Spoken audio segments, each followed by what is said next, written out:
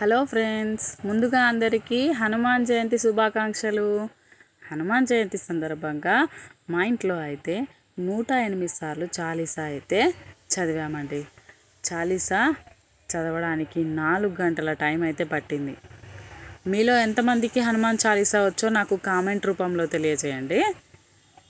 మేమైతే ఇక్కడ 5 రకాల పిండి వంటలు, 5 రకాల ఫ్రూట్స్తో, కొబ్బరికాయలతో పూజ అయితే చేసాం. బెల్లం అప్పాలు, పులిహార, గారెలు, చలివిడి వడపప్పు, కొబ్బరికాయ పానకం, పరమాన్నం, కొబ్బరికాయలు, ఇలా 5 రకాల పళ్ళు అన్నిటితో పూజనైతే చేసుకున్నాము.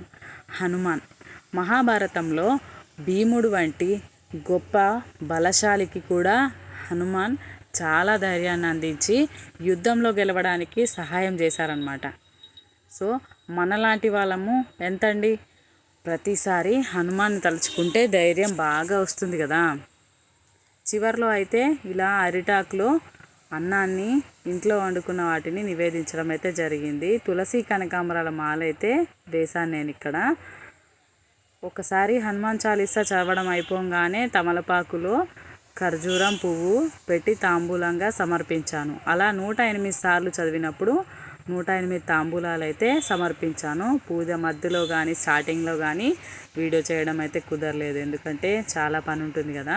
అందుకని పూజ అయిపోయిన తర్వాత మీకు చూపించడం కోసం అయితే వీడియో చేస్తున్నాను. ఇక్కడ కొబ్బరికాయలు చూస్తున్నారు కదా, ఇవి మన చెట్టు నుంచి కోసినవే. మీరు కొబ్బరికాయలు వీడియో చూసారు కదా బోండాలది, అందులో ఇవి 5 పక్కన పెట్టామన్నమాట పూజ కోసం. చాలా పెద్ద పెద్దగా ఉన్నాయి, చూస్తున్నారుగా ఎలా ఉన్నాయి కొబ్బరికాయలు. ఇలా నేనైతే పూజని ప్రశాంతంగా నిర్వహించుకున్నాను. చాలా హ్యాపీగా అనిపించింది.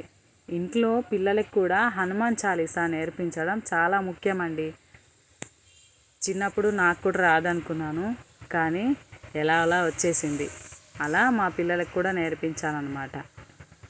మరి మీరు కూడా అలాగే చేస్తారని నమ్ముతున్నాను. చివరిలో ప్రసాదాన్ని అయితే నివేదించడం అయిపోయింది. చూస్తున్నారుగా. మన ఛానల్ని ముందుగా చూస్తున్నట్లయితే సబ్స్క్రైబ్ చేసుకోవడం మాత్రం మర్చిపోవద్దు. వీడియో నచ్చితే లైక్ చేయండి, షేర్ చేయండి, కామెంట్ చేయడం మాత్రం మర్చిపోవద్దు.